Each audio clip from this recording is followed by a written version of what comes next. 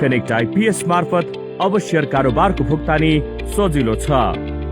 नेप्सेको online share कारोबारको भुक्तानी आफ्नै ब्याङ्क खाताबाट connectIPS मार्फत सजिलै गर्नुहोस्। नेप्सेको TMS मा लगइन गरी साबिक बमोजिमको विवरण दाखिला गर्ने। फन्ड म्यानेजमेन्ट भित्र लोड कोल्याटरल अप्सनमा गई connectIPS छनौट गरी आवश्यक विवरण भर्ने र सबमिट गर्ने। आफ्नो युजर नेम र पासवर्ड प्रयोग गरी connectIPS मा लगइन गर्ने। भुक्तानी गर्ने ब्याङ्क खाता छनौट गर्ने, आफ्नो मोबाइल इमेलमा प्राप्त OTP प्रयोग गरी सबमिट गर्ने।